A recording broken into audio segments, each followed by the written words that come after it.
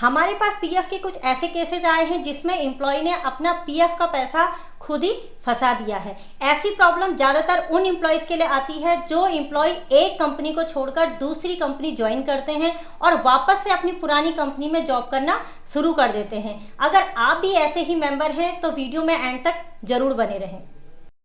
ऐसा ही एक केस हम आपके साथ डिटेल में आगे वीडियो में डिस्कस करते हैं। डिटेल वीडियो में समझते हैं कि मेंबर अपना पीएफ का पैसा खुद से कैसे फंसा लेता है। तो यहाँ पे हमने मेंबर की पासबुक ओपन की हुई है।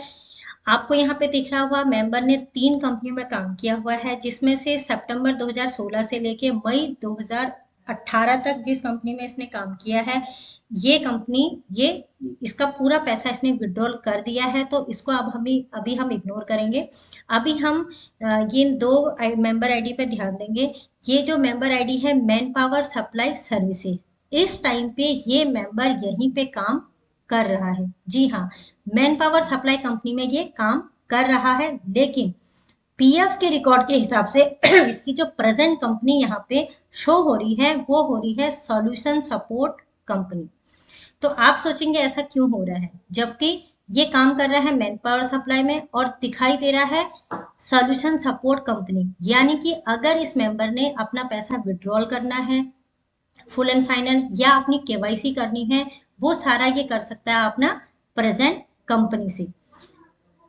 प्रॉब्लम इसलिए है यहाँ पे, अब मैं इसको आपको एक्सप्लेन करूंगी। यहाँ पे जो मैन पावर सप्लाई सर्विसेज है, इसकी आप मेंबर आईडी को देखिए। इसकी मेंबर आईडी है 10490 और सॉल्यूशन सपोर्ट कंपनी, यहाँ पे आप देखिए टोटल सर्विस इसका दिखाई दे रहा है 2 ईयर 8 मंथ एंड 27 डेज।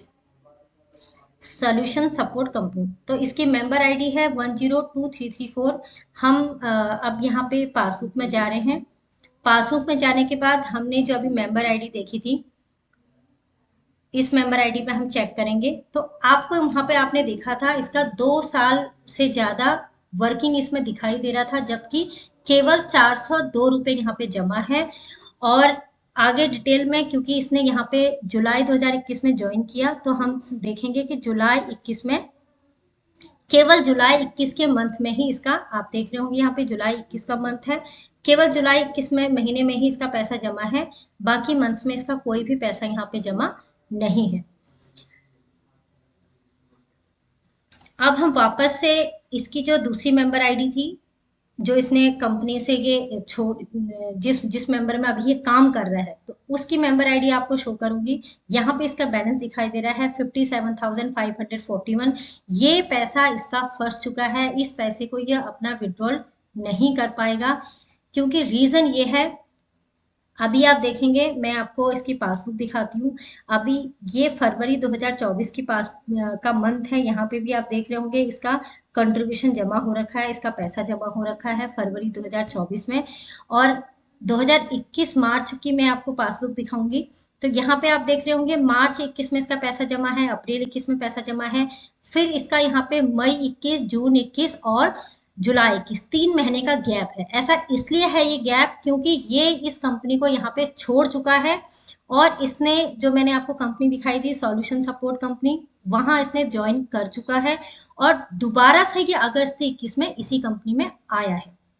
तो यहाँ पे गलती क्या हुई है, जब ये दोबारा अगस्त 21 में इस कंपनी में आया तो इसने इस कंपनी को इन्फॉर्म करना चाहिए था कि मेरी नई मेंबर आईडी आप क्रिएट करो, मैं पहले किसी और कंपनी में जॉब करके आ चुका हूँ और यहाँ पे मेरी नई मेंबर आईडी क्रिएट कीजिए। ऐसा नहीं हुआ है। अभी करंटली ये इसी कंपनी में काम कर रहा है, और जबकि इसकी जिस कंपनी में इसने केवल 1 महीने काम किया, उस कंपनी का ये दिखा रहा है। थोड़ा सा डिटेल में आपको मैं एक्सप्लेन करूंगी, मैं थोड़ा सा एक्सेल शीट में आपको लेके जाऊंगी और एग्जैक्टली बताऊंगी कि इसको क्या करना चाहिए था। तो अभी मैं आपके सामने मैंने एक्सेल की शीट ओपन की हुई है।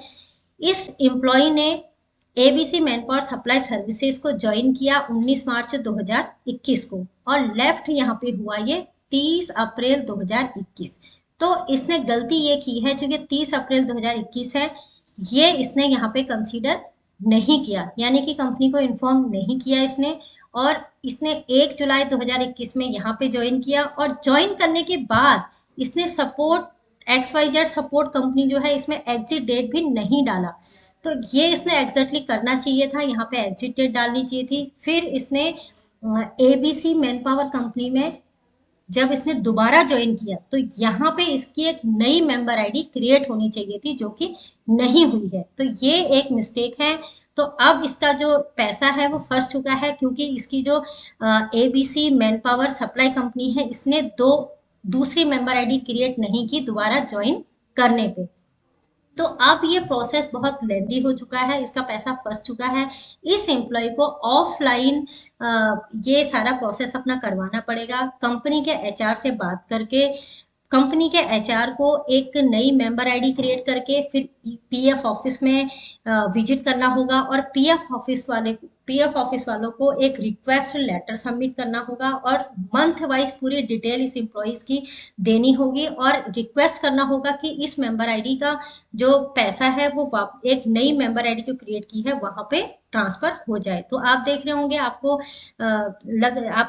बताने से ही, जिस तरीके से मैं एक्सप्लेन कर रही हूँ, आपको लग रहा होगा कितना कंफ्यूजन इसके केस में हो चुका है। तो इस तरीके की गलती आप बिल्कुल ना करें। जब आप अपनी कंपनी को छोड़ के वापस और किसी और कंपनी में अगर आपने ज्वाइन कर लिया है, वहां उसकी आपकी पीएफ की मेंबर आईडी क्रिएट हो चुकी है, तो उस कंपनी में एग्जिट डेट जरूर डलवाएं। और वापस जब आप पुरानी कंपनी को दोबारा से ज्वाइन करें तो वहां पे एक नई मेंबर आईडी अपनी जरूर क्रिएट करवाएं। इस तरीके से आपका जो पैसा है वो सेफ रहेगा, ऑनलाइन सारा प्रोसेस आप कर पाएंगे और आपका पैसा फंसेगा नहीं। Thank you. अगर आप एक एचआर हैं, एम्प्लॉयर हैं, तो प्लीज़ आपसे मेरी रिक्वेस्ट है, आप अपने एम्प्लॉयज़ को, खास करके अपने कॉन्ट्रैक्टर एम्प्लॉयज़ और अनस्किल्ड लेबर को इस बारे में ज़रूर अवेयर करें, क्योंकि अक्सर ये गलती हमें ऐसे ही एम्प्लॉयज़ के साथ दिखाई देती है। नमन कंसल्टेंट एक ईएसआईसी पीएफ कंसल्टेंसी फर्म है। अगर आपको पीएफ और ईएसआईसी से किसी भी तरीके की कंसल्टेंसी की रिक्वायरमेंट हो तो आप हमें कॉन्टैक्ट कर सकते हैं। Thank you.